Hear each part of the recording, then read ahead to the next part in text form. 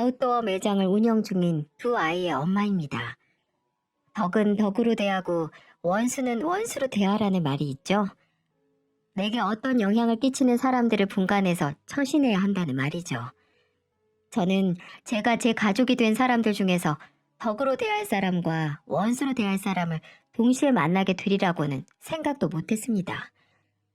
무슨 문제가 생기면 사람은 어디서부터 잘못된 일인지 생각부터 하게 되잖아요.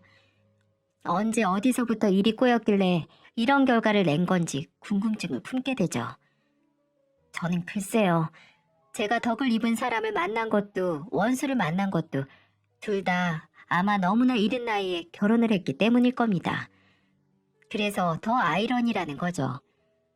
아무튼 어린 나이에 결혼을 한 건 사실이에요. 1살 연상의 남편과 25살에 결혼을 했거든요. 한창 취업 준비하고 사회에 첫 발을 내딛는 나이에 가정을 꾸리게 된 거죠. 솔직히 그때는 미래가 불투명해서 빨리 안정된 가정에서 편안함을 찾고 싶어서인지도 모르겠네요.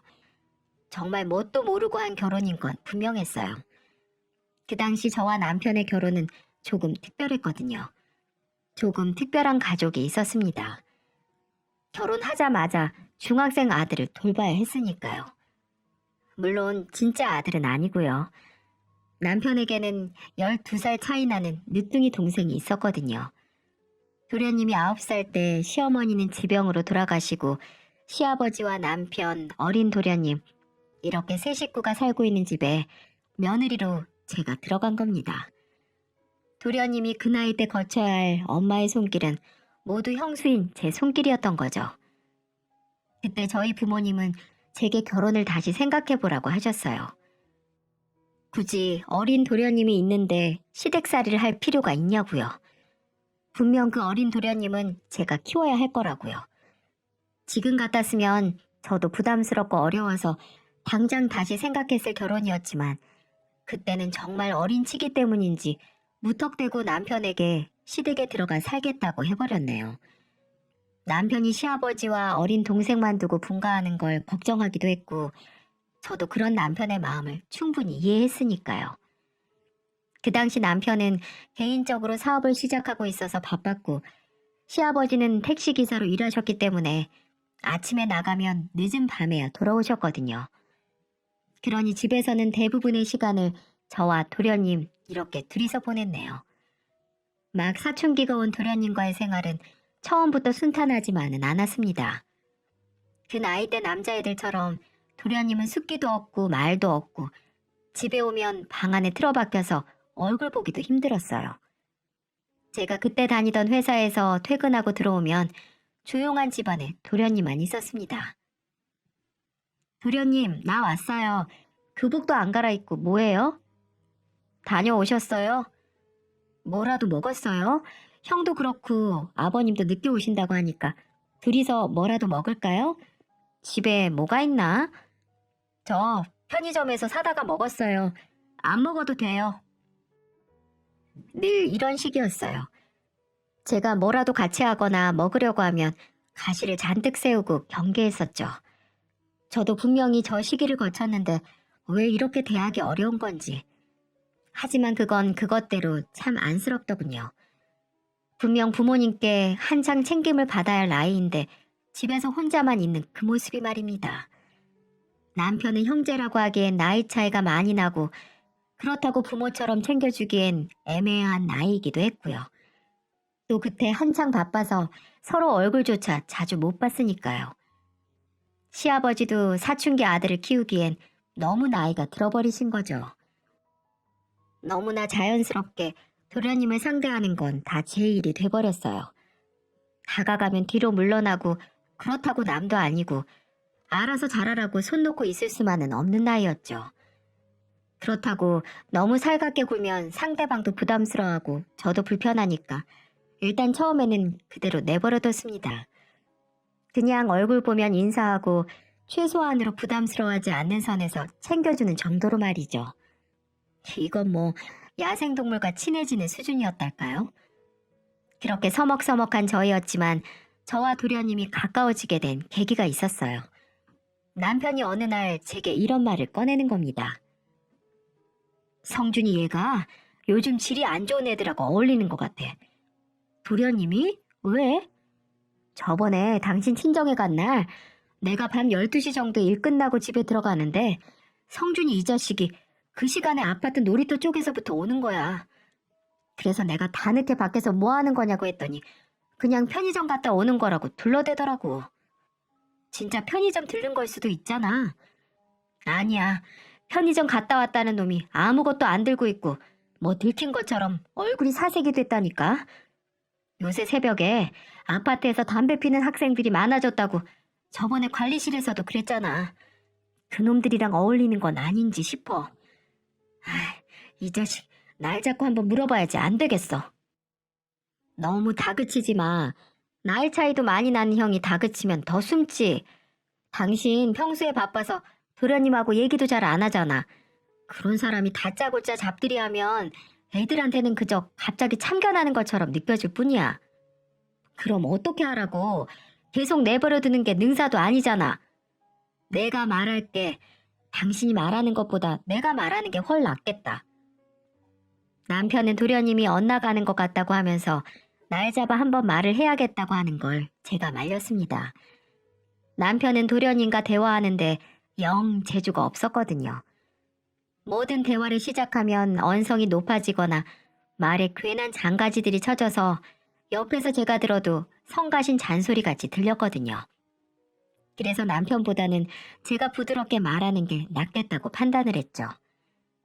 그리고 며칠 후 도련님에게 말 꺼내기도 전에 일이 터져버렸네요. 도련님 가방에서 담배가 수십 개나 발견됐다고 담임선생님께 연락이 온 겁니다. 도련님 학교 비상 연락망에 제 연락처도 있었는데 그날 시아버지도 남편도 전화를 받지 못해서 담임선생님이 제게 전화를 하신 거죠. 저는 바로 반차를 내고 학교로 달려갔고 상담실에서 어깨가 축 처져 앉아있는 도련님을 발견했어요. 담임선생님은 안 그러던 애가 요즘 수업 집중도 못하고 이번에 가방에서 담배가 발견되기도 해서 보호자를 부른 거라고 하더군요. 담배 양이 많아서 분명 공범이 있는 것 같은데 도련님은 그저 조개처럼 입을 꽉 다물고 있는 겁니다. 담임선생님과 상담 후에 집에서 단속을 잘 하겠다고 말을 한 후에 도련님과 학교를 나왔어요. 그리고 제 차에 타서 계속 입을 꾹 다물고 있는 도련님에게 말했죠. 담배 다 누구 거예요? 설마 저걸 혼자 다 피운다고 샀을 리도 없고 해가 나만 나겠어? 말 안 할 거예요? 그래, 말하지 마. 성준아, 내가 오늘만 편하게 말할게. 이번만 참고 들어. 저 담배 너한테 맡긴 애들 네 친구 아니야. 지금은 친구라고 생각해서 선생님 앞에서도 말 안 하고 입 다문 거겠지. 근데 걔네가 진짜 네 친구들이라면 네가 상담실에 앉아있을 때 너 걱정돼서 왔었을 거야. 너를 소중히 생각 안 하는 사람을 위해서 괜히 네가 희생해가면서 비밀 지킬 필요가 없다는 뜻이야. 그래봤자 상처 입고 피해보는 사람은 성준이 너란 말이야. 그리고 나는 성준이 네가 그런 상처는 안 받았으면 좋겠어. 잔소리 끝. 덧붙여서 이번 일은 형이나 아버님한테는 말 안 할 거예요. 난 도련님이 정말 그 담배를 피려고 갖고 있었다고 생각 안 해요. 맞죠? 저 담배 안 피워요. 그렇겠죠. 도련님 교복 드라이 맡기는 게 누군데. 안에서 담배값 한 번 나온 적이 없고 교복에서 담배 냄새 난 적도 없는데. 그냥 혹시 괜히 걱정이 되네요. 친구들 먼저 생각했다가 이런 일이 일어난 건 아닌지 하고요. 내가 이용당하는 거 아니냐고 물어보면 화낼 거죠? 그치, 자존심 상하지. 그래도 혹시 지금 내가 하는 일이 맞는 건지 아닌지 모르겠고 또 누구한테 물어보기 창피하면 나한테 물어봐요. 그래도 가족인데 남한테 묻는 것보단 낫겠죠. 안 그래요? 뭐 사가지고 들어갈까요? 먹고 싶은 거 뭐 없어요? 아, 혼자 먹을 거면 편의점 들릴래요? 피자 먹고 싶어요. 어? 피자? 그래요, 피자 먹어요. 같이 먹어요. 그래요, 같이 먹어요, 우리. 제가 그때 무슨 이야기를 했는지 그냥 내가 학생 때를 떠올리면서 그때 내가 듣고 싶었을 말을 했는데 그게 도련님이 듣기에도 나쁘지 않았었나 봅니다. 그 이후로 도련님은 슬슬 제게 마음을 열더니 점차 대화가 많아지기 시작했어요. 아무래도 둘이서 집에 있는 시간이 많으니 당연한 거겠죠. 무뚝뚝한 형과 아버지보다는 말도 잘하고 공감도 잘해주는 저와의 대화가 더 편했었나 봅니다. 시덥지 않은 농담에서부터 작은 고민 상담부터 시작해서 이제는 제게 연애 상담을 하기에 이르렀죠. 형수님, 저 이 문자 좀 봐주세요. 문자요? 문자가 왜? 어라? 이거 혹시 여자애한테 온 문자예요? 네, 같은 학원 여잔데 며칠부터 매일 문자가 와서. 도련님이 마음에 들었나 보다. 근데 이게 왜요? 그냥 계속 문자는 오는데 매번 뭐라고 답해야 할지 모르겠어서요. 할 말 없으면 그냥 답 안 해도 되죠, 뭐. 굳이. 아, 계속 대화는 하고 싶구나? 처음에는 귀찮은 문자에 대한 얘기일 거라고 생각했는데 웬걸 표정을 보아하니 이 여학생과 잘해보고 싶은 것 같더라고요. 일단 이 학생이 하는 말을 잘 읽어요. 대화는 상대방이 꺼낸 얘기 잘 듣고 거기에 대답만 잘하고 그 다음 주제로 어떻게 넘어가느냐가 중요하니까. 그렇다고 너무 오버하면 재미없고요. 알았죠? 티키타카가 중요해요. 티키타카가. 그게 어려워요. 다음에 어떻게 넘어갈지가. 일단 이 친구가 숙제 다 했냐고. 본인은 아직 절반밖에 안 했다고 했잖아요.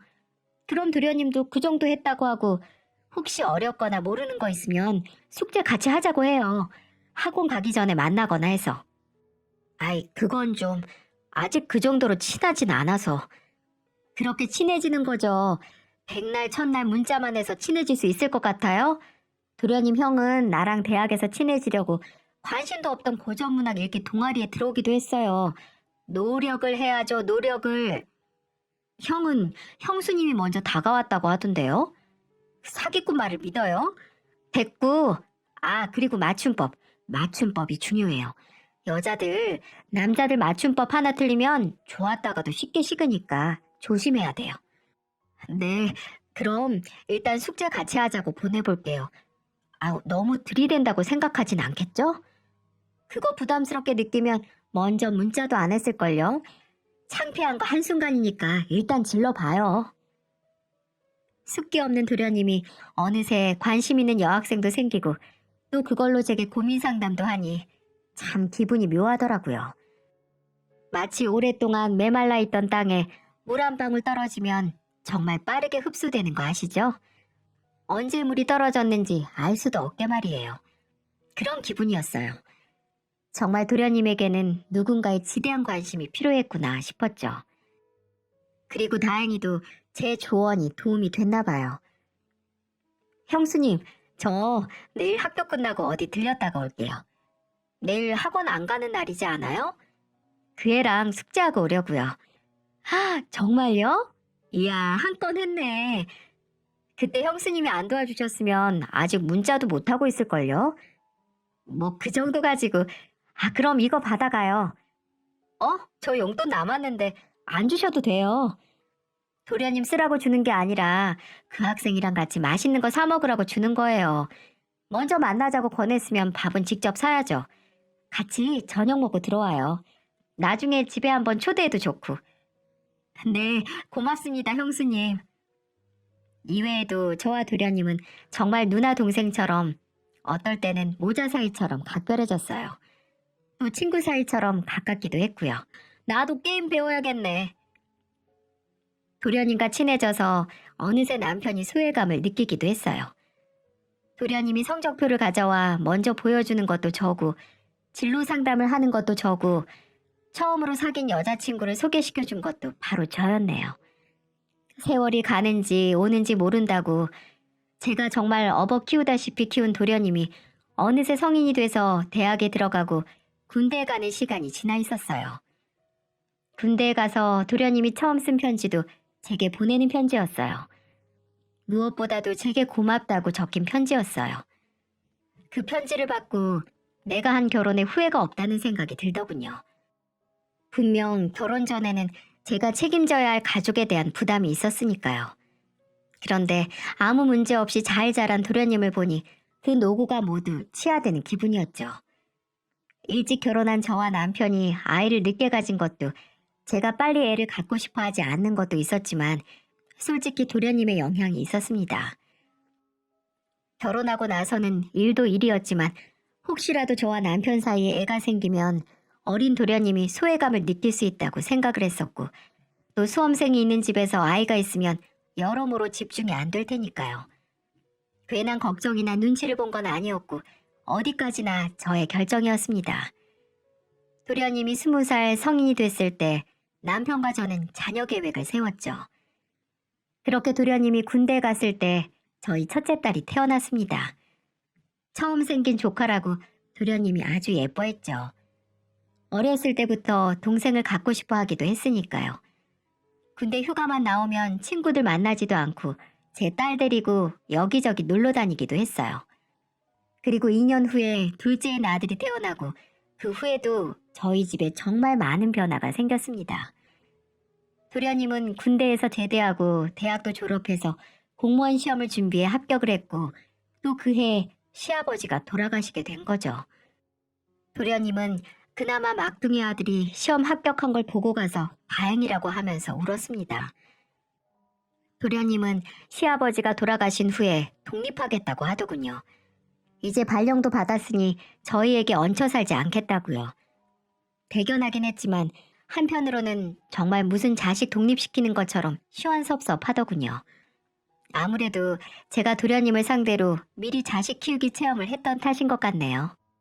도련님이 독립한 이후에도 쭉 연락을 해왔습니다. 종종 조카들을 보러 오기도 했고 저희에게 밥을 사겠다고 오기도 했으니까요. 또 저희 집으로 제가 좋아하거나 애들이 좋아하는 음식을 보내기도 했고요. 정말 무슨 키워준 은혜를 갚는 것처럼 말이죠. 또 둘째가 초등학교에 들어가면서 저는 애들 키우면서 그만뒀던 일을 다시 시작했어요. 회사는 그만둔 지 거의 10년이 다 되어가는 시기라서 복직을 할 수도 없었고 그저 무슨 일이든지 시작하고 싶었습니다. 원래 일하는 걸 좋아하는 저는 아이들이 태어나면서 집에서만 있는 생활에 이골이 나 있는 상태였거든요. 남편은 굳이 고생할 거 있냐고 했지만 저는 그 고생도 사서 하고 싶은 사람이었어요. 근데 그런 제 고민을 듣고 도련님이 일을 하나 소개시켜줬어요. 형수님, 장사도 괜찮으시면 아웃도어 매장은 어떠세요? 제가 아는 선배가 아웃도어 매장을 하는데 본사랑 위임 매장 면접은 소개시켜드릴 수 있는데. 아웃도어요? 아우, 나는 등산에 대해 진짜 1도 모르는데 괜찮을까요? 어차피 옷장사인데요 뭐. 그 선배도 거의 5년은 했는데 매장 접근성만 괜찮으면 꽤 잘 된다고 하더라고요. 아, 그럼 한번 해볼까요? 그거 계약금 있죠? 네, 제가 선배한테 먼저 말해둘게요. 계약금도 물어보고. 그렇게 도련님이 아는 선배에게서 소개를 받아서 제 2의 직업을 찾았습니다. 저는 제가 장사에는 잘 안 맞는다고 생각을 했는데 아니, 하니까 잘 되더라고요. 제가 이렇게 싹싹한 사람인지 이 일을 시작하면서 처음으로 알게 되었죠. 그렇게 새로운 일과 인생의 두 번째 페이지를 시작하면서 이제 문제도 걱정도 없을 거라고 생각했는데 참 인생이 그렇게 만만한 게 아니더군요. 모든 건 매주 한 번은 연락을 했던 도련님과 연락이 끊기면서 시작이 됐죠. 뭐 만나는 사람이라도 생겼던가 아니면 하는 일이 바쁘던가 하나보다 했습니다. 그런데 무심코 20대 공무원이 과로사했다는 인터넷 기사를 보니 갑자기 덜컥 걱정이 되는 게 아니겠어요? 정말 내가 나이가 들었나 보다 했죠. 그래서 남편과 이런저런 이야기를 하다가 도련님 얘기도 하게 됐습니다. 여보, 요즘 도련님하고 연락해? 왜? 무슨 일 있대? 그걸 모르니까 문제지. 연락이 통 없어. 당신은 혹시 연락하나 싶어서. 당신한테 안 하면 나한테도 안 하지. 다 큰 애가 연락 좀 없다고 무슨 걱정식이나 해. 애들도 작은 아빠 집에 안 오냐고 묻기도 하고 무소식이 희소식이긴 하지만 매번 먼저 연락하던 사람이 연락이 뚝 끊기니까 걱정이 당연히 되잖아. 쓸데없는 걱정이야, 쓸데없는 걱정. 이 김에 당신도 성준이랑 연락 좀 줄여. 무슨 걔가 진짜 아들이야? 남편은 이 김에 심적으로 독립도 시키라고 하더군요. 제가 도련님을 끼고 도는 것도 아닌데 말입니다. 남편과 도련님 사이가 대면대면 하긴 했지만 남편은 늘 도련님 얘기만 나오면 대수롭지 않은 일이라고 넘겼습니다. 그렇게 도련님과 연락이 안 된 지 한 달 가까이 됐을까요? 점심 약속이 있어서 밖에 나갔는데 약속 장소가 도련님이 일하는 도청과 멀지 않더라고요. 그래서 매장으로 들어가기 전에 들러서 커피 한 잔 사다가 주려고 했습니다. 자치센터에 들어가서 도련님을 찾는데 민원 창구에는 안 보이는 거예요. 사무실에서 일하고 있나 보다 해서 거기 있는 직원에게 강성준 씨 어디 있냐고 물어보니까 글쎄 병가를 내고 쉬고 있다는 게 아니겠어요? 근 한 달 연락이 안 되더니 직장도 쉬고 있다니 분명 무슨 일이 생긴 거 아닌가요?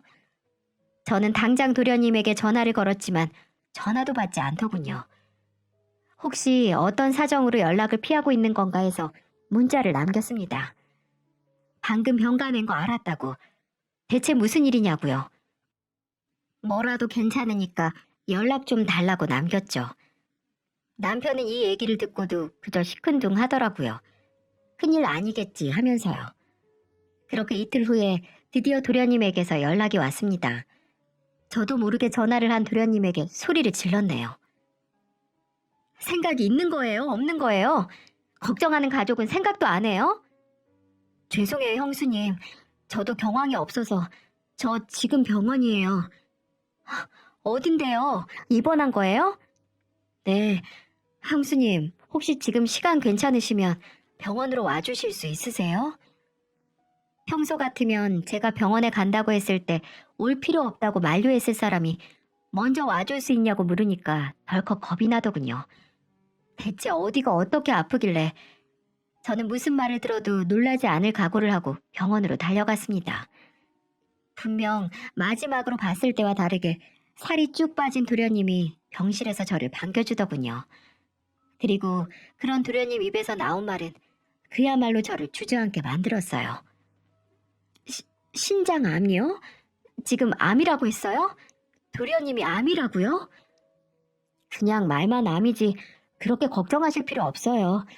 다행히 이번에 우연히 건강검진하면서 발견했고 초기라서 전이 된 것도 없어서 절제 수술만 받고 그 후에는 추적 관찰만 하면 된대요. 그래도 어떻게 걱정을 안 해요. 아니 이렇게 늦게 말하는 게 어디 있냐고요. 미리 말해서 뭐해요. 그냥 걱정만 나누는 거지. 그래서 수술은요? 오늘 조직 검사하고 이제 날 잡아야죠. 걱정 마세요. 근데 그것보다 오늘 형수님께 할 얘기가 있어서요. 계속 걱정하지 말라는 말만 하고 무슨 얘긴데요. 나 정말 지금 도련님이 무슨 얘기를 해도 안 놀랄 자신 있어요. 진짜 놀라시면 아니 제가 지금 무슨 말을 하든지 무너지시면 안 돼요? 무너질 게 어딨어요. 그게 무슨... 도련님 지금 울어요? 당장 본인이 암에 걸렸다는 소식이 본론이 아니라는 사람이 울기 시작하니까 도통 감을 잡을 수가 없더군요. 살집 하나 없는 얼굴로 몸을 부르르 떨면서 눈물을 쏟기 시작하는데 불안해서 혼났네요. 왜 대체 우는데요? 어디 안 좋은 데가 더 있대요? 그게 아니라 제가 문제가 아니고요. 형수님, 이것 좀 봐주세요. 도련님은 얼굴을 흠뻑 적신 눈물을 닦더니 병실 침대 옆에 있는 서랍에서 종이봉투를 꺼내는 겁니다. 그때까지만 해도 그게 뭔지 몰랐지만 그 종이봉투를 보자마자 불안감이 끝을 모르고 고조됐어요. 대체 뭐가 나올지 알 수가 없었으니까요. 그리고 도련님이 봉투에서 꺼내 제게 보여준 건 그야말로 충격 그 자체였습니다. 도련님이 무슨 말을 하던 놀라지 않을 각오를 했는데 이게 말이나 됩니까? 대체 왜 제게 이런 일이 생긴 거냐고요. 이게 대체 뭐예요? 이런 걸 도련님이 왜 가지고 있어요? 도련님이 찍은 거예요? 일단 제 말부터 들어보세요, 형수님. 저도 다 사정이 있어서 그런 거니까. 도련님이 제게 보여준 건 다름 아닌 남편의 사진이었어요. 아니, 남편만 있는 사진이 아니고 남편이 모르는 여자와 다정하게 손을 잡고 걷고 같은 차에 타서 애정행각을 하고 호텔 로비로 보이는 곳에서 팔짱을 끼고 골프장에서 함께 골프를 치는 사진이었죠. 그렇습니다. 남편의 외도 현장을 찍은 사진이었어요. 남편이 바람을 피우고 있다는 것만으로도 충격적인데 그걸 제게 건네준 게 도련님이라는 것도 기가 막혔죠. 도련님은 그런 제 표정을 읽었는지 설명을 하기 시작하더군요. 형이 몇 개월 전에 저한테 돈을 빌려갔어요. 아버지 유산 나눠 가진 거랑 모은 거랑 몽땅 다 1억 정도요. 그리고 또 몇 개월 후에는 제 이름으로 공무원 대출 좀 받아달라고 해서 8천 정도 받아줬고요. 아니, 그 돈을 대체 왜요? 어디에 쓴다고요? 처음에는 사업 자금이 모자르다고 당장 발 뺀다는 투자자들한테 돌려줘야 한다고 무릎이라도 꿇으려고 하는데 안 빌려줄 수가 없었어요. 솔직히 형 하나만 보고 그 돈 못 빌려주죠. 형수님이랑 애들 생각해서 빌려줬는데 형이 대출 이자를 안 보내는 거예요. 그래서 몇 달 제가 다 냈고요. 난 그 사람이 도련님한테 돈 빌린 것도 몰랐어요. 전혀 언질이 없어서. 저한테도 형수님한테는 절대 비밀로 해달라고 했어요. 괜한 걱정 끼치기 싫다고. 근데 형이 이자도 안 내고 제 연락도 다 안 받더라고요. 아예 무시하고. 분명 뭔가 이상해서 제가 직접 알아봤거든요. 형 재정 상태 같은 걸요. 근데 의뢰해서 알아보니까 돈 없어서 이자도 못 내는 인간이 며칠 동안 골프장 딸린 호텔로 여행을 가는 게 아니겠어요? 형수님하고 애들하고 간 것 같지 않아서 더 알아보니까. 근데 거기에 바람난 여자랑 같이 갔다는 거죠? 미치겠네 진짜. 이번에 형 출장 간 적 있어요? 어디 여행이나? 이번 달 초에 강원도 간 적 있어요, 출장으로. 그것도 이 여자랑 같이 간 거였어요. 둘이 거의 2년은 만났더라고요. 형 회사 직원이래요. 대외적으로는 비서라고 여기저기 데리고 다니는 것 같은데. 형수님, 이렇게 알게 해드려서 정말 죄송해요. 이런 인간이 제 형이라는 것도 죄송하고, 그래도 언제 알든 조금이라도 빨리 아는 게 여러모로 나을 것 같아서요. 이 인간 저한테 사업 자금이라고 돈 빌린 것도 다 거짓말이에요. 그 돈으로 이 여자랑 흥청망청 쓰고 다닌 거라고요. 도련님의 말이 모두 바람처럼 저를 통과했습니다. 전혀 들리지가 않더라고요. 남편이 무뚝뚝하긴 했어도 저와 아이들에게 정말 잘하는 사람이었는데 일한다고 주말에도 바빴던 게, 바빠서 애들과 같이 못 놀아줬던 게 모두 우리 가족을 위해 일했던 시간이 아니라 다른 여자와 놀아나는 시간이었던 겁니다. 형수님, 일단 숨 좀 쉬세요. 숨 좀. 그때 제가 숨 쉬는 것도 까먹었나 보더라고요. 순간적으로 머리가 어지러더니 몸까지 휘청거렸습니다. 간헐적으로 숨을 헐떡거리는 절 보고 도련님이 이런 소리를 하더라고요. 형수님, 저는 그런 인간 안 보고 살면 그만이에요. 제가 뒷조사하다가 외도 현장 잡은 게 형한테 발각된다고 해도 상관없어요. 빌려간 돈 떼먹힌다고 해도 아무리 가족이라도 불륜 남은 사연이에요. 그러니까 형수님, 제발 이런 인간 버리세요. 혹시라도 애들 생각해서 참지 마시고 당장 제 몸에 있는 암세포보다도 해로운 인간한테서 도망가세요. 맞습니다. 참을 게 있고 안 참을 게 있는 거죠. 저를, 그리고 우리 애들을 배신한 인간을 용서할 수 없었어요. 당장 함께 산 20년의 시간을 송두리째 우습게 만든 그런 인간을요. 저는 도련님에게 사진을 받고 이제 내가 알아서 하겠다고 말했습니다. 도련님은 일단 수술 걱정만 하라고요. 그리고 남편이 빌린 돈도 꼭 받게 해주겠다고 했죠. 걱정이 가득한 도련님의 얼굴을 뒤로하고 병실을 나왔습니다. 제가 먼저 한 일은 남편 차 블랙박스 영상을 모두 확인하는 거였죠. 약 열흘가량의 영상이 남아있었고 그중 딱 3건의 증거를 확인했어요. 남편과 그 여자가 차에서 같이 내려서 손잡고 걸어가는 것과 차 안에서 나누는 대화하는 걸 말이죠. 두 인간들이 하루가 멀다 하고 차 안에서 애정행각을 한 게 이제는 제게 도움이 되는 거죠. 대체 뭘 믿고 이런 증거를 삭제 안 한 건지 생각해보니 저는 단 한 번도 남편을 의심한 적이 없었거든요. 정말 단 한 번도요. 저의 믿음을 이런 식으로 이용하다니 속에서 더 열불이 났습니다. 이런 인간들을 그냥 보내줄 순 없었어요. 단단히 망신을 줘야겠다는 생각밖엔 들지 않았고요. 또한 제 아이들도 이 사실을 알아야 한다고 생각했어요. 아빠라는 인간이 어떤 인간인지 알아야 할 권리가 아이들에게도 있으니까요. 초등학교 6학년인 딸과 4학년인 아들이 이해할 수 있는 선에서 알려줘야 했죠. 저는 피해 복수를 시작했습니다. 남편에게는 언질도 없이 딸과 아들 손을 잡고 남편의 회사로 찾아갔죠. 아니나 다를까 제가 사무실로 들어가니 남편은 사진 속 그 여자와 둘이 히덕거리고 있더군요. 본인들은 숨긴다고 숨기는 거겠지만 그 묘하고 쎄한 기류는 멀리서도 다 느껴질 수 있었어요. 저는 애들 손을 잡고 그 두 사람 앞으로 걸어갔습니다. 남편은 그제서야 제가 온 걸 발견하고 몸을 굳히더군요. 하지만 금방 아무렇지 않은 척 하는데 기가 찼습니다. 여보, 무슨 일이야? 갑자기 애들까지 데려오고. 아빠가 무슨 일 하는지 애들한테 보여주고 싶어서 왔지. 말 안 하고 와야 생생한 현장을 볼 수 있을 거 아니야? 생생한 현장이라니 새삼스럽게. 준이 학교 숙제야? 부모님 회사로 현장 학습하는 게? 숙제가 있어야만 아빠 보러 회사에 오나? 근데 이쪽은 누구야? 회사 직원? 여기 유미 씨. 안녕하세요. 주유미라고 합니다. 반가워요. 근데 사진빨이 안 받네. 실물이 훨씬 나아요. 네? 그게 무슨... 사진이라니, 당신 유미 씨 사진을 본 적이 있어? 그럼 있지. 자. 저는 그 말을 끝으로 가방에 넣어뒀던 사진을 남편 사무실에 뿌려버렸습니다. 사무실 사람들이 왕창 뿌려지는 사진을 보고 숨을 삼키면서 놀라는 소리가 들렸죠.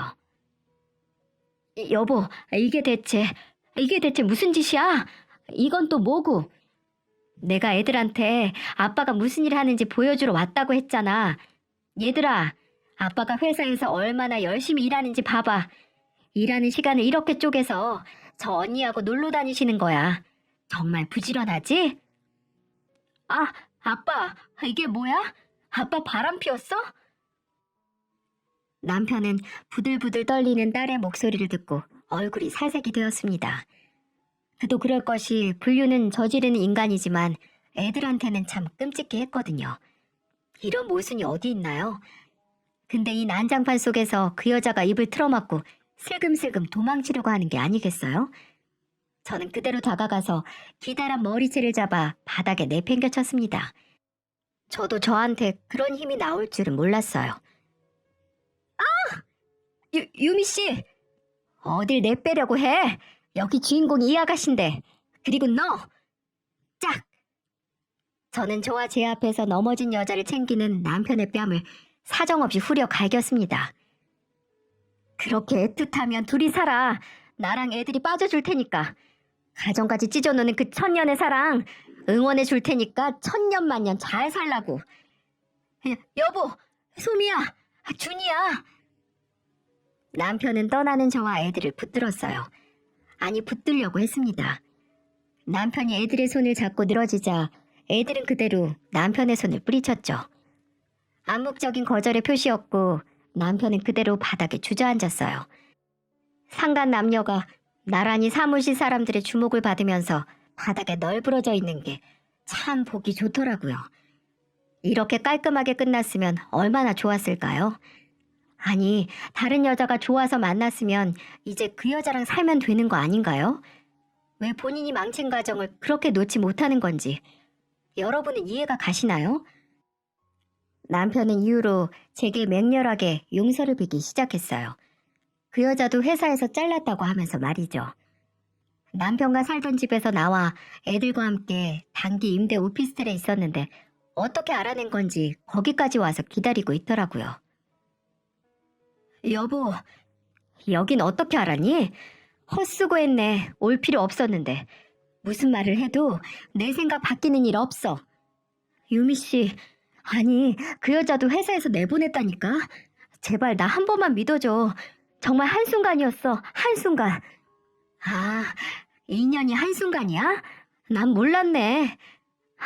정말이야, 믿어줘. 아니, 우리 애들 소미랑 준이 생각해서 제발 한 번만 눈 감아주라. 어? 내가 왜? 오히려 애들이 아빠랑 당장 이혼하라고 하는데 그 응원 때문이라도 해야지. 애들이 당신이랑 같이 살기 싫대. 내가 정말 꼴이 말이 아니야. 애들도 내 연락 안 받고 또 당신 그날 사무실에서 난리치고 직원들이 얼마나 뒷말을 많이 하는 줄 알아? 대표인 내가 얼굴을 못 들고 다녀. 그게 내 잘못이니? 그것도 각오 안 하고 간도 크네. 간도 커. 당신 정말 나랑 이혼할 거야? 그래. 우리 가족 배신한 당신 같은 인간 필요 없어. 아무리 싹싹 빌어도 내가 사양이야. 아무리 이렇게 말해도 남편은 알아먹지 않았습니다. 집에 찾아오고 매장으로 찾아오고 눈물 나는 정성을 썼더군요. 연애하던 시절에도 이런 경우가 없었는데 매장 물류 들어오는 날이면 찾아와서 물류 정리까지 하는데 고맙고 갸륵하기는커녕 오히려 더 정이 떨어지더라고요. 버림받고 싶지 않아서 발광하는 것처럼 보이기만 했어요. 그 옷 거기 두는 거 아니야. 그냥 냅둬. 성 가시고 일할 거리만 더 늘어. 그럼 어디다가 둘까? 무겁잖아. 내가 할게. 안 무거워. 됐어. 언제까지 귀찮게 할래? 당신 저번에는 소미 학원 앞에서 기다리고 있었다며? 어차피 소미도 못 봤어. 아무리 기다려도 안 나와서. 소미가 아빠 얼굴 보고 싶지도 않아서 당신 발견하고 학원 상가 뒷문으로 도망쳤대. 언제까지 이럴래?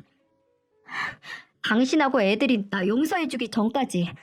진짜 난 우리 가정 지키려고 이러는 거야. 제발 내 마음 좀 알아주라. 그럼 내가 말하는 거 들어줄 수 있어? 뭐든 말해. 뭐든. 도련님한테 빌린 돈이나 갚어. 그럼 다시 생각해 볼게. 그걸 어떻게 알았어? 성준이 그 자식이 말했어? 당신한테? 그 돈 갚으라고? 헛소리 하지 말고 그 돈이나 갚아. 도련님, 지금 그 돈 필요해.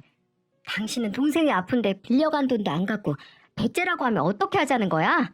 아니면 그 여자랑 매일같이 놀러 다니느라 다 썼니? 아니야, 알았어. 갚을게. 내가 갚으면 다시 나 받아주는 거지? 그래, 알겠어. 한 푼도 남김없이 다 갚으면 그때 받아줄게. 그때 그 희망에 찬 얼굴, 저는 잊을 수가 없었어요. 그렇게 우습고 불쌍한 남편의 얼굴은 처음이었으니까요. 그리고 며칠 후 도련님이 제거 수술을 마치고 퇴원하는 날 병원에 갔습니다. 도련님은 제 얼굴을 보고 다짜고짜 묻더군요. 형수님, 대체 뭘 하신 거예요? 대체 뭘 하셨길래 형이 저한테 돈을 갚은 거냐고요? 매번 연락만 피하던 인간이. 갚았어요? 다행이네요. 아니, 무슨 말로 회유를 하신 거예요? 아니요, 그냥 협박? 협박한 거죠. 몸은 어때요? 5일만 입원해도 되는 거예요? 네, 괜찮아요. 몸도 괜찮고 형이 돈 갚아서 당장 병원비 문제도 해결됐고 일주일 후에 수술 부위 때문에 병원 와야 하긴 하지만은요. 앞으로는 추적 관찰해야 하는 거죠? 네, 당장은 2주 후에 혈액 검사 하러 오래요. 앞으로 이런 작은 고생 몇 번만 하면 되죠 뭐. 그때 불러요. 같이 오게. 형수님은 정말 아직도 제가 철부지 아들처럼 보이시나 봐요. 병원 정도는 저 혼자 올 수 있어요. 도련님이 아니라 나 때문에 같이 오자는 거예요. 네? 그게 무슨... 그 인간 실체 알고 벗어날 수 있게 해준 게 도련님 덕분이잖아요. 같이 병원이라도 와서 검사 결과 괜찮은지 두 눈으로 확인해야 내 마음이 괜찮을 것 같아요. 어떻게 보면 도련님이 내 은인인데. 이게 무슨 은인이에요. 좋은 소식 전해준 것도 아닌데. 이미 일어난 일인데 모르는 것보다 아는 게 훨씬 낫죠. 정말 잘 키웠더니 은인 됐네. 저야말로 형수님이 제 은인이죠. 형수님 없었으면 제가 엇나갈 수도 있었을 텐데 진짜 엄마 없는 애 잘 키우셨어요, 형수님이. 제 청춘을 바쳐서 키웠더니 안 일어났으면 좋았을 일이지만 어쨌든 도련님이 똥 피할 수 있게 도와준 거죠. 도련님은 끝까지 헤어지는 거 맞냐고 확인을 했습니다. 혹시라도 그 쓰레기 안고 살까봐 걱정됐나 봐요. 저는 걱정하지 말라고 도련이 몸 걱정이나 하라고 하면서 돌려보냈습니다. 그리고 하루 뒤에 당당한 얼굴의 남편이 오피스텔로 찾아왔더군요. 나 돈 다 갚았어. 못 믿겠으면 성준이한테 전화해서 물어봐. 들었어, 어제 도련님한테. 그럼 다시 집으로 돌아오는 거지? 이 집은 어떻게 할 거야? 단기 임대 계약이 언제까지지? 짐이 별로 없기는 한데 아무래도 이삿짐 센터에 연락하는 게 낫겠지? 이사? 왜? 왜긴 왜야. 다시 집으로 돌아가야지. 내가 왜? 할 말 다 했으면 나가. 좀 있으면 애들 와. 그게 무슨 소리야? 당신이 성준이한테 돈 갚으면 다시 받아준다고 했잖아. 난 생각해본다고 했어. 아예 확정한 게 아니라. 당신 말 믿고 성준이 자식 돈까지 다 갚았는데 이제 와서 말장난하는 거야? 뭐야? 당신이 동생한테 빌린 돈 당연히 갚는 건데 그게 그렇게 억울하니? 그리고 당신도 결혼식 때 했던 약속 안 지켰잖아. 검은 머리가 팥불이 될 때까지 서로만 사랑한다고. 당신이 약속 안 지켰다고 억울해할 입장은 아니지? 안 그래? 남편은 그대로 주저앉아서 울 것 같은 표정을 짓더군요. 저는 그런 남편에게 덧붙였어요. 오늘 도련님 병원 들리기 전에 변호사 만나고 왔어. 아, 그리고 당신하고 정리되면 바로 그 여자한테도 상간녀 소송 걸 테니까 그런 줄 알아. 아직 만나고 있다면 대신 전해주고. 망연자실한 표정에 속으로 어찌나 웃었는지 대체 왜 본인이 피해자인 척 하는 걸까요? 모든 게 본인이 저지른 과오의 결과인데 말이죠. 숙인 머리는 베지 않는다고 하지만 천만의 말씀, 저는 끝을 봐야 했습니다. 변호사에게 남편의 외도 증거를 모두 넘겼습니다. 저는 그저 판결만을 기다렸죠. 남편에게는 재산 분할과 함께 외도에 대한 위자료를 청구했고 그 여자에겐 상간녀 청구 소송을 했어요. 그 기간 동안 남편은 몇 번씩이나 접촉을 시도했고요. 앞으로 이런 일이 없을 거라는 계약서라도 쓸 테니까 제발 다시 한번 생각해 보라고요. 근데 이미 망가질 대로 망가진 물건을 왜 제가 껴안고 살아야 하나요? 환경을 생각해서 그 상간녀가 끼고 살면서 재활용하면 되겠죠. 거의 반년 동안 마음고생 참 많이 했습니다.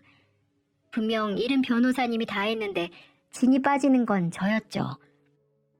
아무리 있는 정 없는 정 다 털릴 대로 털려도 20년이란 결혼 생활이 짧은 시간은 아니니까요. 후련한 만큼 속이 쓰기도 했습니다. 하지만 후회는 없어요.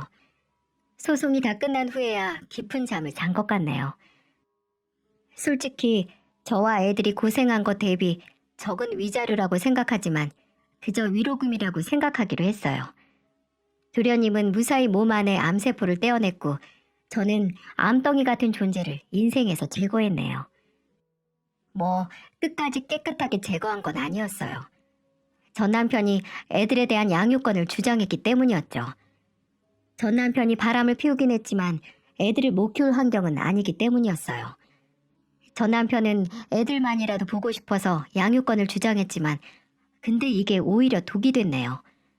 애들이 아빠와는 만나고 싶지 않다고 했기 때문이었죠.